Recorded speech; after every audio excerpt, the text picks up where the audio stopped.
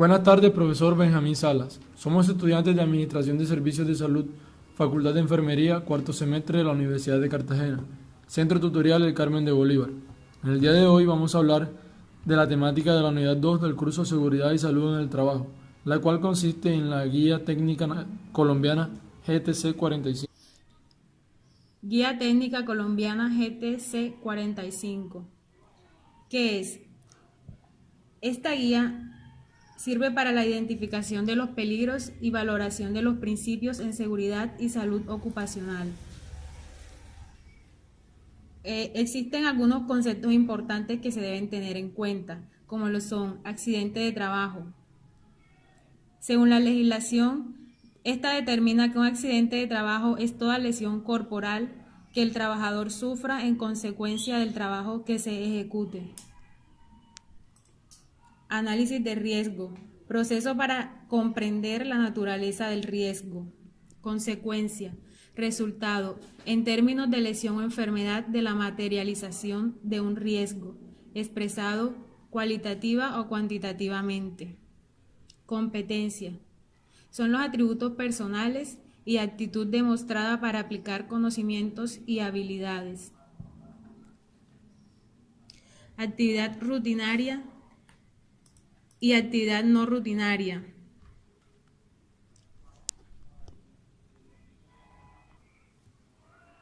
Actividad rutinaria es la actividad que forma parte de un proceso de la organización, se ha planificado y es estandarizable. Actividad no rutinaria es la actividad que no se ha planificado ni estandarizado dentro de un proceso de la organización o actividad que la organización determine como no rutinaria por su baja frecuencia de ejecución. Elementos de protección individual, EPI. Dispositivo que sirve como barrera entre un peligro y alguna parte del cuerpo de una persona.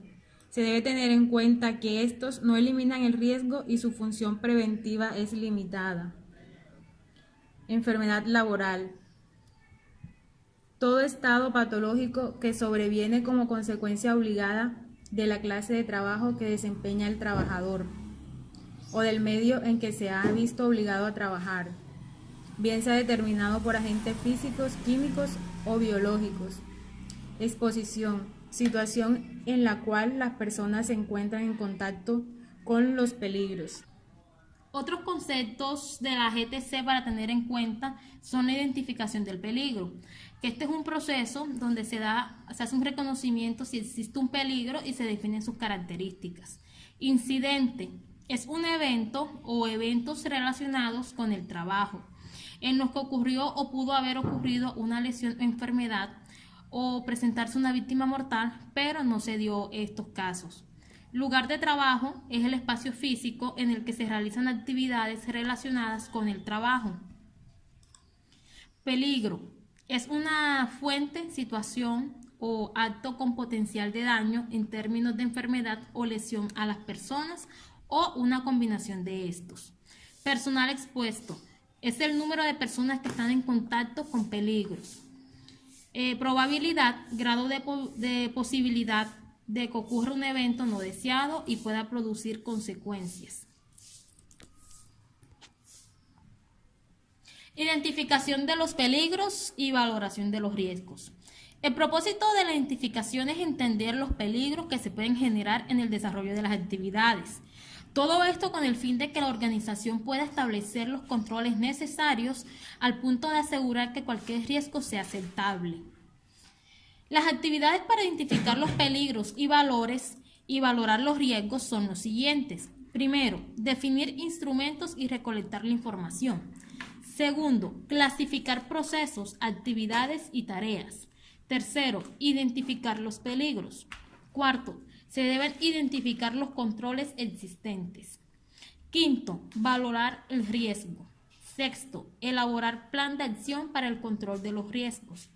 Séptimo, evitar la conveniencia del plan de acción.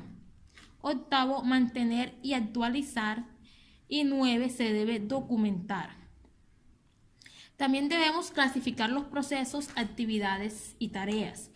Estos se hacen en 3 pasos que se deben tener en cuenta y son los siguientes. Primero, la lista de actividades de trabajo se deben agrupar de forma racional, reunir información necesaria y se deben incluir tareas rutinarias y no rutinarias. El segundo paso son los criterios de clasificación de los procesos. Aquí se tienen en cuenta áreas geográficas, etapas del proceso, trabajo planificado y reactivo, tareas específicas, fases del ciclo, estados de la operación, distribución de equipos e instalaciones y tareas propias o contratadas. Y tercero, conocimiento de los procesos, descripción del proceso, interacción, número de trabajadores, partes interesadas, instructivos de trabajo y las máquinas y equipos. También se tienen los servicios y sustancias utilizadas, requisitos legales aplicables a la actividad, medidas de control, sistemas de emergencias y datos de monitoreo. Déjaselo allí. Identificación de peligros.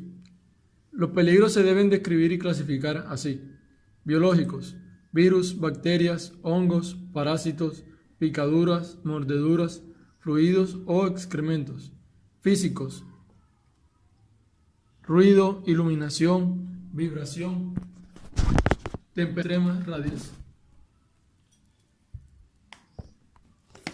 radiaciones, radiación no ionizante; químicos, polvos, líquidos, gases y vapores, humos y material particulado; psicosocial, gestión organizacional, características del grupo social del trabajo, jornadas de trabajo; biomecánicos, postura, esfuerzo, movimiento repetitivo, manipulación manual de cargas; condiciones de seguridad, mecanismo,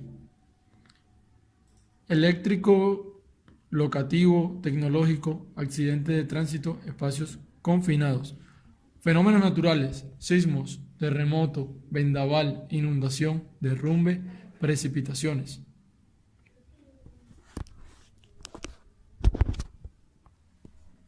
Controles de intervención. Criterios para establecer controles. Número de trabajadores expuestos. Permite definir el alcance del control a implementar. Peor consecuencia.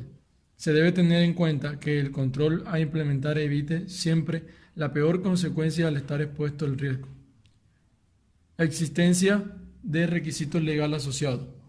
Al considerar el requisito legal específico para la tarea que se evalúa, se puede incluir como parámetro de priorización a la implementación de las medidas. Medidas de intervención.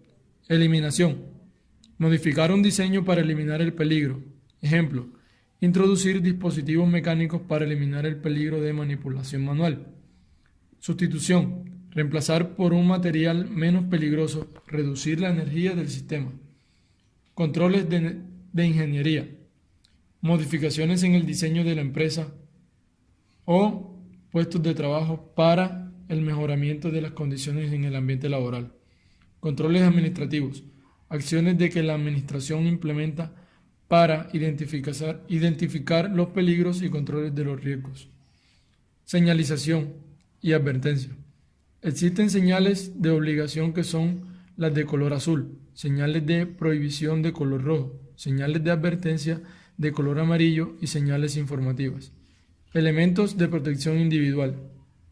Los EPI comprenden todos aquellos dispositivos, accesorios y vestimentas de diversos diseños que emplea el trabajador para protegerse contra posibles lesiones.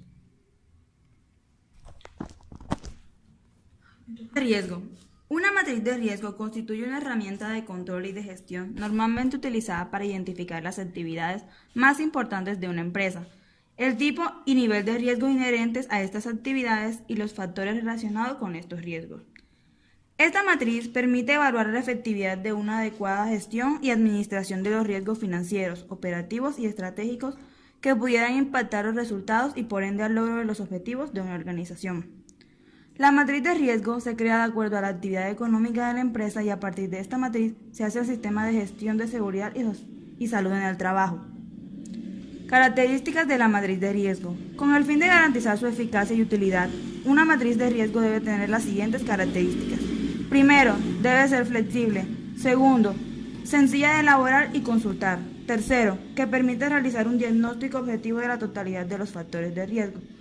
Cuarto, capaz de comparar proyectos, áreas y actividades. Para la elaboración de una matriz de riesgo se debe seguir los siguientes pasos.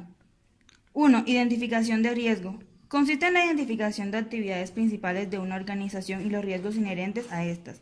Se puede entender como riesgo la posibilidad de que a una empresa le sea imposible cumplir con alguno de sus objetivos. Una vez establecidas todas las actividades, ya es posible prever los posibles riesgos y los motivos o factores que intervienen en su manifestación y grado, distinguiéndose en riesgos intrínsecos, que serían aquellos que provienen directamente de la empresa, y extrínsecos, factores de incertidumbre provocados por eventos externos o macroeconómicos que pueden tener un impacto sobre la actividad de la empresa. Segundo, clasificación de los riesgos. Después de la identificación de los riesgos, se debe hacer un análisis cualitativo y, si es posible, también cuantitativo sobre los mismos para poder clasificarlos de mayor a menor importancia en la matriz de riesgo. Tercero, representación de la matriz de riesgo. La matriz de riesgo ofrece la posibilidad de tener una idea general de los riesgos de una empresa y la posibilidad de que ocurran con tan solo echarles un vistazo. La representación de la matriz debe ser en forma de tablas no demasiado complejas, donde aparezcan los riesgos, la probabilidad de ocurrencia, gravedad de los mismos y, si se desea, acciones para solucionarlos y mitigarlos. En conclusión, se debe tener en cuenta que en toda empresa, sin importar su actividad económica, se debe utilizar como guía la GTC 45 para la elaboración de una matriz de riesgo que sirva para identificar el peligro y riesgo a los que están expuestos los trabajadores de una empresa. Muchas gracias.